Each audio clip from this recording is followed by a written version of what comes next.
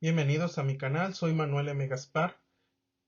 El día de hoy vamos a hablar de un tema muy interesante para todos los que les gusta asuntos de salud. Vamos a hablar de hipertensión y embarazo. Comenzamos. Aquí antes de empezar a hablar de hipertensión y embarazo, quiero que nada más veas de esta diapositiva lo siguiente que te voy a mencionar, que considero que es lo más importante. Lo primero que quiero comentarte es que los trastornos hipertensivos son de las complicaciones más frecuentes, sobre todo entre el 5 y el 10% de todos los embarazos.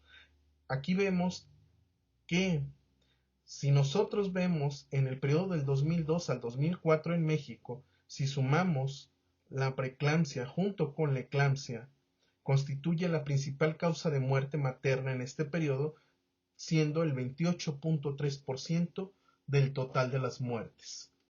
Por lo tanto, es importante definir la clasificación de los trastornos hipertensivos en el embarazo. Aquí es muy importante saber que la clasificación actual más utilizada distingue cuatro categorías: la hipertensión crónica, la hipertensión gestacional, preeclampsia con eclampsia y la preeclampsia sobreagregada a la hipertensión crónica. En el caso de la hipertensión crónica o preexistente, se define como aquella hipertensión presente antes del embarazo o que se desarrolla antes de las 20 semanas de gestación o hasta la sexta semana postparto, asociada o no a la proteinuria. La hipertensión gestacional se va a definir como aquella que se presenta después de la semana 20 de embarazo, que va a ser con una proteinuria negativa. Puede ser también la hipertensión que se presenta en el posparto en las primeras 12 semanas, y puede ser aquella que se combina con cifras normales de presión arterial y cifras elevadas de presión arterial. Aquí es importante definir dos términos que también aquí los he puesto entre paréntesis. Aquí he puesto dos términos entre paréntesis: hipertensión transitoria. ¿Qué quiere decir? Que existe alguna causa que hace que a nuestra paciente se le suba la presión arterial, pero en realidad no tiene hipertensión. Y aquí hay otro aspecto que menciono, que es la hipertensión crónica, porque muchas veces nosotros llegamos a confundir la hipertensión crónica con hipertensión gestacional.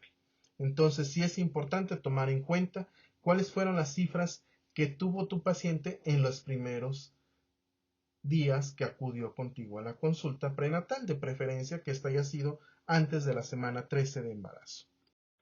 Como tal, la preeclampsia hace referencia a la presencia de que la paciente va a tener cifras de presión arterial igual o mayor a 140/90 milímetros de mercurio, una proteinuria mayor a 300 miligramos en 24 horas, creatinina sérica elevada en la embarazada con un embarazo mayor a 20 semanas o incluso hasta las 2 primeras semanas del posparto.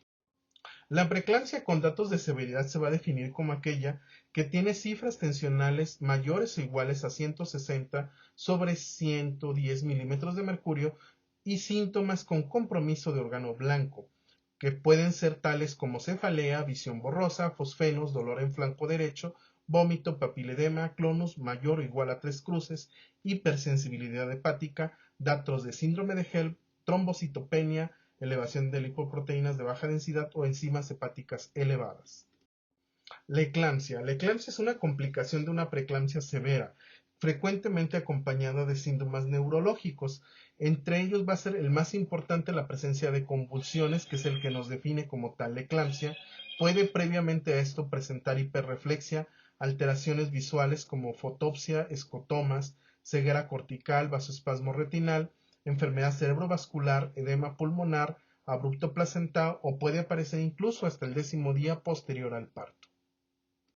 La preeclampsia típica, bueno, ustedes a lo mejor ya vieron el video que dedico exclusivamente a este tema, pero bueno, aquí lo vamos a resumir nada más de dos formas: la presencia de hipertensión gestacional más uno de los siguientes síntomas de preeclampsia, hemólisis o trombocitopenia, y la proteinuria gestacional más uno de los siguientes síntomas de preeclampsia, hemólisis, trombocitopenia, elevación de enzimas hepáticas, signos y síntomas de preeclampsia en menores de 20 semanas o que se presentan pasando las 48 horas posteriores al puerperio.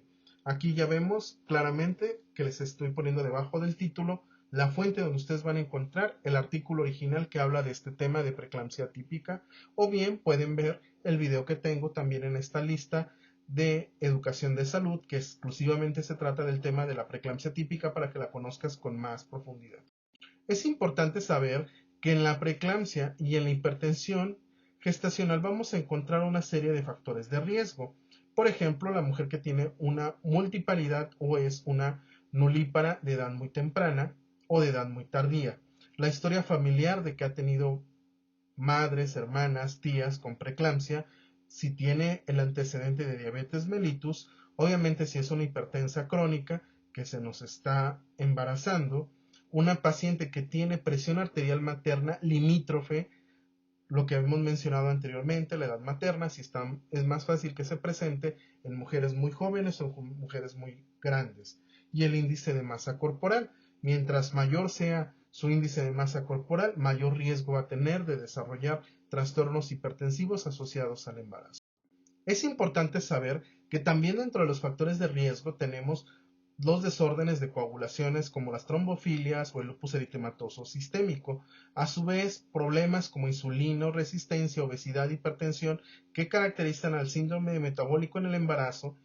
Esto es importante, que esto va a incrementar el riesgo de preeclampsia entre 30 a 40% y se incrementa 4 veces más cuando a su vez encontramos un aumento de la proteína C.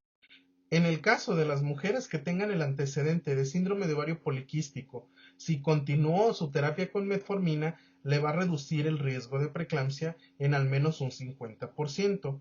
Esto se ha demostrado en una reducción de la impedancia de la arteria uterina por Doppler en el primer y segundo trimestre. Durante el embarazo temprano, los niveles altos de homocisteína incrementan el riesgo de preeclampsia de 2 a 3 veces, a su vez que una dieta baja en folatos favorece el incremento de niveles de homocisteína en la madre. Por lo tanto, hemos demostrado que modificándolo, aumentando a dosis diarias de 4 miligramos de ingesta de ácido fólico, disminuimos este problema. Es importante que si podemos realizar labores de prevención, la hagamos. Entre los aspectos que podemos manejar para un aspecto de prevención, pues van a ser algunos como lo que es en el aspecto personal, pues que nuestra paciente tenga una adecuada alimentación. En el aspecto placentario, si notamos alguna alteración en su inserción placentaria, poner mayor énfasis en vigilar datos que nos hablen de alteraciones de los flujos placentarios.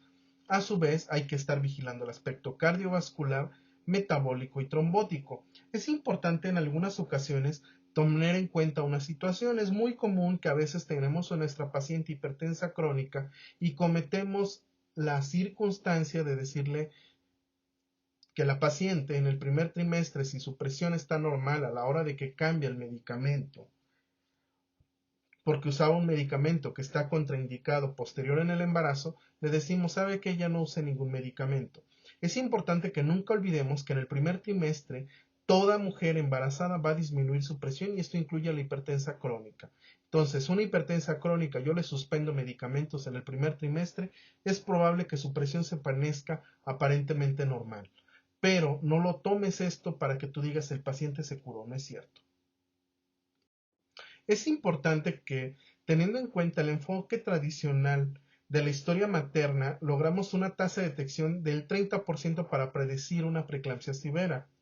Similarmente, por sí solo, la medición sistémica de la presión arterial media, el índice de pulsabilidad de la arteria uterina o los marcadores séricos no logran una tasa de detección suficientes como pruebas solas de predicción. Entonces, lo mejor para poder predecir es realizar todo este tipo de estudios para nosotros buscar una mayor detección temprana de preeclampsia. Es importante, sobre todo en esta diapositiva, recalcarte una cosa.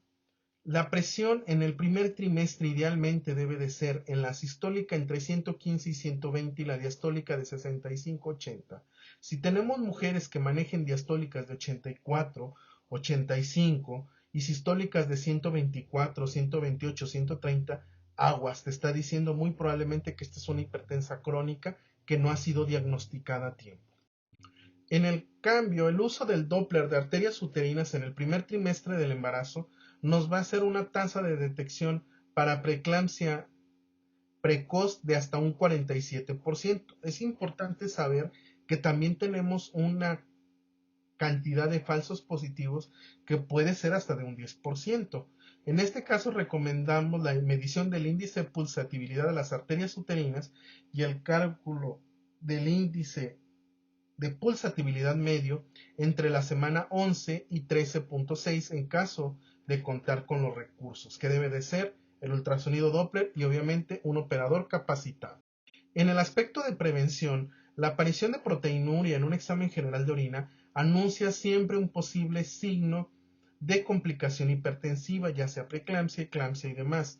Entonces, toda mujer embarazada con baja sospecha de preeclampsia debe de ser evaluada también para una detección de proteinuria en cada visita prenatal a través de la tira reactiva. Por eso nosotros debemos de saber su equivalencia de cada cruz de la tira reactiva y la cantidad más cercana de miligramos por decilitro de proteínas.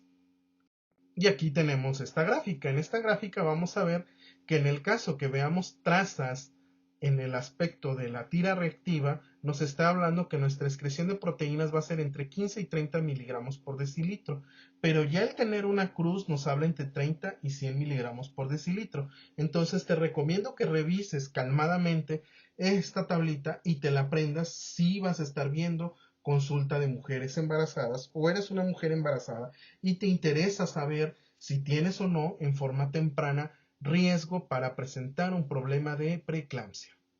En los aspectos de medicación preventiva, la dosis baja de aspirina se ha asociado con una mejor invasión trofoblástica a las arterias espirales por el incremento de la producción de factor de crecimiento placentario, disminución de la apoptosis de las células trofoblásticas y así como un mejor balance en el perfil de citocinas. Es importante mencionar que la profilaxis con el ácido acetil salicílico o la aspirina a dosis baja puede reducir la preeclampsia y la restricción del crecimiento intrauterino hasta en un 50% en las pacientes de alto riesgo, siempre y cuando nosotros lo administremos antes de la semana 16 de embarazo. Una vez que se ha pasado esta semana, ya no van a tener la misma eficiencia que si se administraron en forma oportuna.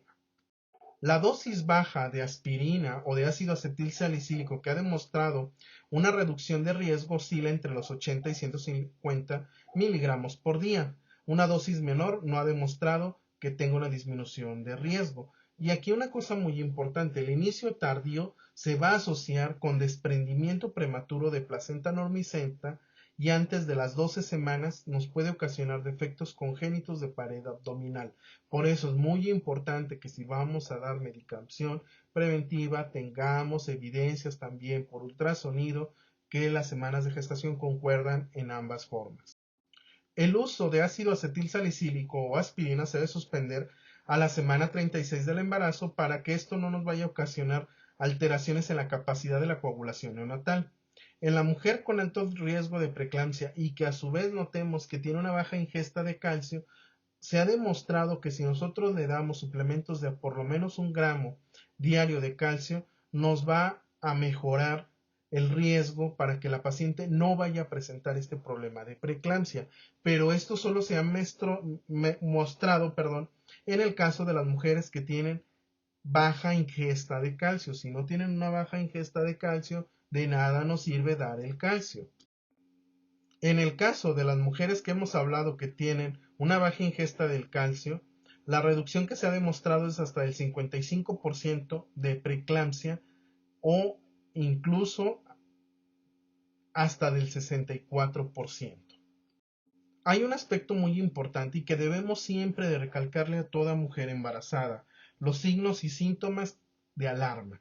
¿Y estos cuáles son? La presencia de dolor de cabeza persistente, dolor en la boca del estómago, la presencia de náusea y vómito, trastornos de la visión, que generalmente la paciente lo refiere como que ve lucecitas, el escuchar el zumbido en el oído, la irritabilidad, el dolor en la boca del estómago o en el lado derecho del abdomen, que conocemos desde el punto de vista médico como epigastralgia, la hiperreflexia generalizada, quiere decir que si yo toco, en cuanto toco las extremidades inferiores a la altura del ligamento de la rodilla, va inmediatamente a presentar el reflejo patelar en una forma muy importante, o bien la presencia de estupor, que vemos en la paciente que está como somnolienta, como diferente, que no está completamente alerta o despierta. Una cosa muy importante es que se recomienda que iniciemos el tratamiento farmacológico antihipertensivo cuando encontremos que la presión está persistentemente arriba de los 90 milímetros de mercurio en toda mujer que tenga una hipertensión gestacional.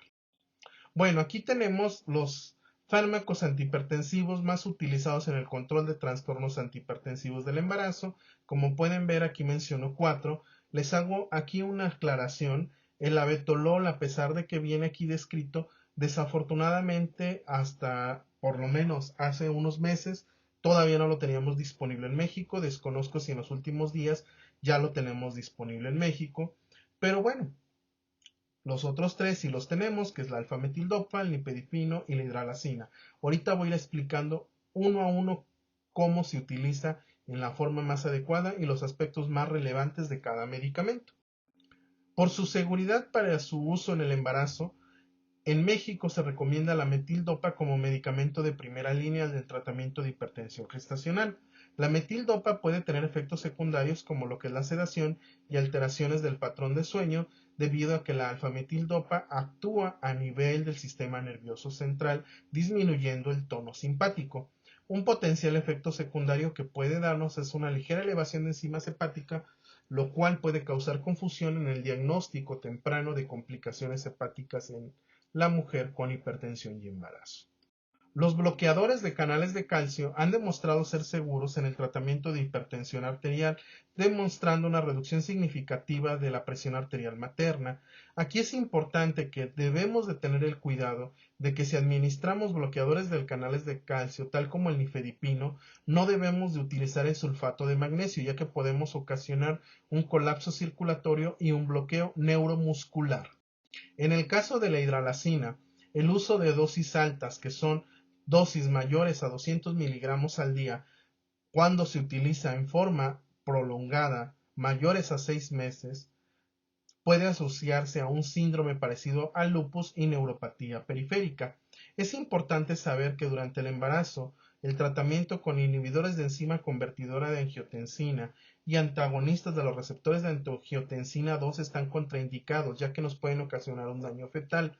Pero es importante también saber que si estos tratamientos los usó la mujer durante los primeros 8 semanas del embarazo, generalmente no están condicionados de que van a ocasionar un daño fetal. Debemos de suspenderlos de preferencia antes de la semana 13 del embarazo, que es cuando pueden ocasionar ese daño fetal.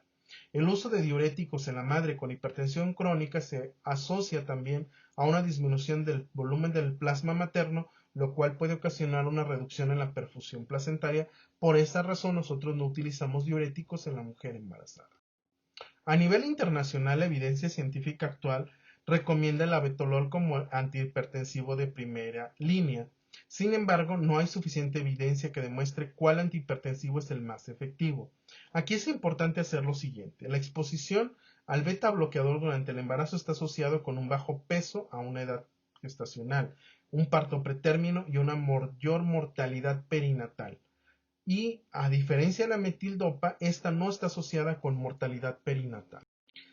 Se ha demostrado que la relación a la exposición con bloqueadores de calcio nos va a ocasionar una probabilidad de riesgo de bajo peso para edad gestacional, y se ha propuesto que el mecanismo va a ser una vasoconstricción selectiva de los vasos placentarios sin una actividad simpático-mimética intrínseca.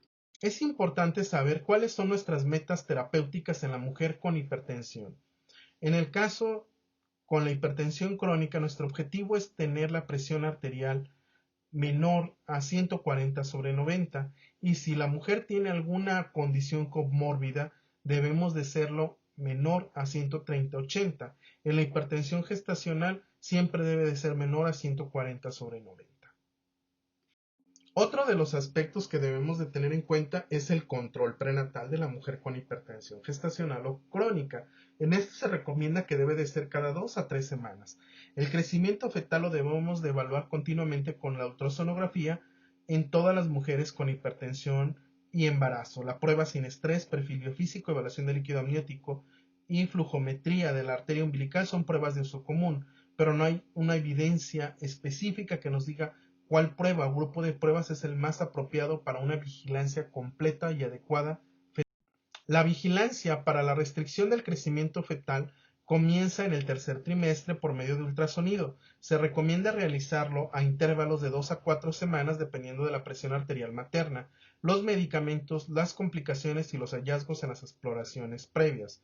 Debido a la asociación entre la hipertensión crónica, la muerte fetal, el perfil biofísico modificado, que es una prueba sin estrés más la medición del líquido amniótico, son pruebas recomendadas cada 1 a 2 semanas. Si el resultado está anormal o es bajo, se puede requerir un perfil biofísico completo, considerando la edad gestacional, las condiciones maternas y la medicación materna para determinar en qué momento va a ser oportuno interrumpir el embarazo. Se recomienda el inicio de pruebas de bienestar fetal a partir de las 32 a las 34 semanas en mujeres con trastorno hipertensivo del embarazo controlado y se puede considerar realizarlas en edades gestacionales menores si existen condiciones de muy alto riesgo para la madre y el feto. La recomendación es de que estas pruebas se hagan en forma semanal, ya que la mayoría de las pruebas al realizarse de esta forma tenemos una baja probabilidad de muerte fetal en los siguientes 7 días a una prueba tranquilizadora en la mayoría de las condiciones clínicas. Es importante siempre saber y hacerle notar esto al paciente. Nosotros no somos dioses para poder definir que en efecto su bebé jamás va a poderse morir aunque todas las pruebas salgan normales. Puede haber alguna excepción.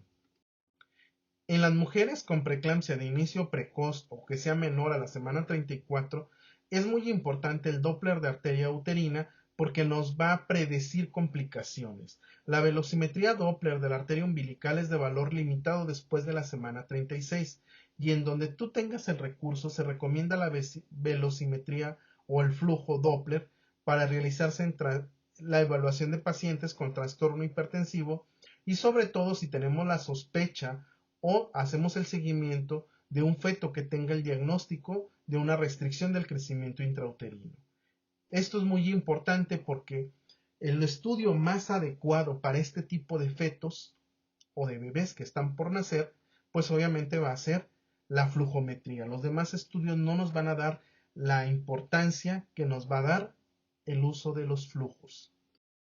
En el caso que tú seas un médico o tú recibas la atención en un primer nivel de atención, que es como una unidad de medicina familiar o un centro de salud, toda paciente que sea diagnosticada con trastorno hipertensivo en el embarazo o que tenga datos clínicos que sugieren la aparición de preeclampsia deberá de ser enviada a un segundo nivel de atención. ¿Qué es esto? Un hospital general para que la paciente lleve una valoración por especialistas. Aquí tenemos una de nuestras esquemas donde viene el tratamiento recomendado en el caso de hipertensión gestacional leve o preeclampsia. Aquí pues en este caso nos hablan de que si tenemos una mujer con un embarazo mayor a las 37 semanas y que vemos ciertos riesgos, pues es mejor siempre tratar de definir el nacimiento por vía del parto. En el caso de las mujeres de menores de 34 semanas o que tengamos alguna otra situación como un crecimiento intrauterino restringido, debemos de hospitalizar a la paciente en base a la evaluación materna, pues vamos a decidir si lo vamos a dejar nacer por parto o darle una vía abdominal como sería la cesárea. Y finalmente, pues aquí tenemos un pequeño flujograma que nos habla en el caso de una paciente con una preeclampsia grave. Ahorita, antes de comentar todo este aspecto, me gustaría que viéramos la última parte que vamos a hablar, que es importante a mi gusto, que vamos a hablar sobre lo que son los aspectos de la prevención de la eclampsia y sobre todo para que conozcas las diferentes formas en que se clasifica el síndrome de HELP, ya que muchas veces nosotros oímos hablar de esto, pero ni siquiera sabemos cómo realmente se hace. En la prevención de la preeclampsia es importante saber que nosotros la vamos a usar sobre todo en las pacientes que tienen datos de complicaciones de la preeclampsia. Y en esto vamos a usar en forma racional el sulfato de magnesio. Si vamos a usar sulfato de magnesio, lo que se recomienda es que sea su uso entre 1 y 2 gramos en una solución para pasar cada hora. O bien, antes de esto, lo que también se puede hacer en forma adecuada es pasar una carga de 4 gramos de sulfato de magnesio durante 20 minutos y posteriormente pasar cada gramo durante una hora, 1 gramo por hora, para que nosotros prevengamos que la paciente vaya a convulsionar. Si vemos que nuestra paciente tiene presiones arteriales muy elevadas, que estamos hablando de que sean arriba de 160 sobre 110 y trae algún síntoma agregado, pues hay que pensar en usar antihipertensivos intravenosos. En los antihipertensivos intravenosos el más recomendable es el uso de la hidralazina. La hidralazina la utilizarías a dosis de bolos intravenosos de 5 a 10 miligramos cada 15 minutos, monitorizando tú la presión arterial hasta que logres una presión arterial con una diastólica de 90 y puedas interrumpir en ese momento ya el embarazo. Obviamente que si yo voy a usar un antihipertensivo intravenoso es con la intención de que en ese mismo momento voy a interrumpir el embarazo. Si no, puedo condicionar una complicación que a la larga puede ocasionarle más daño a ese fetito y a esa madre. Por otro lado, en la prevención de la eclampsia es importante inmediatamente que vamos a empezar a usar medicamentos, aplicar una sonda urinaria, tener un quirófano disponible y obviamente solicitar una disponibilidad en una unidad de cuidados intensivos. Porque una vez que tengamos este tipo de casos, lo recomendable es que al lograr el desembarazo, la paciente tenga una vigilancia por lo menos entre 24 y 48 horas en una unidad de cuidados intensivos para evitar que la paciente vaya a presentar una eclampsia o su presión arterial le vaya a condicionar un problema a nivel cardiovascular. Y por último, pues te voy a explicar las dos clasificaciones que tenemos del síndrome de HELP. La primera clasificación es la clasificación de Mississippi. En esta clasificación se va a tomar en cuenta principalmente la clase de síndrome de HELP en base a la trombocitopenia materna. En el caso de la clase 1 es cuando la mujer tiene una trombocitopenia con un nivel de plaquetas menor a 50,000. En el caso número 2 vamos a encontrar el conteo plaquetario entre 50 y 100,000 y en la clase número 3 vamos a encontrar un conteo plaquetario de 100,000 a 150,000. En todos los demás aspectos es exactamente lo mismo, que quiere decir la presencia de enzimas hepáticas ALT o AST mayor a 70, una deshidrogenasa láctica mayor a 600 unidades y la única diferencia que hemos mencionado va a ser la trombocitopenia. En el caso de la clasificación de Tennessee, nos lo va a mencionar como un síndrome de HELP completo o incompleto. Hablamos que el síndrome de HELP es completo cuando presentan las tres características: plaquetopenia menor a 100,000, TGO mayor a 70 y deshidrogenasa láctica mayor a 600. Y sería incompleto cuando solamente tenga uno o más de estos, o sea, tiene uno o dos, pero no tiene los tres. Bueno, por tu atención, muchas gracias. Espero que esta exposición te sea de utilidad y si gustas regalarme un like y comentarlo con tus amistades, mucho mejor, te lo agradeceré.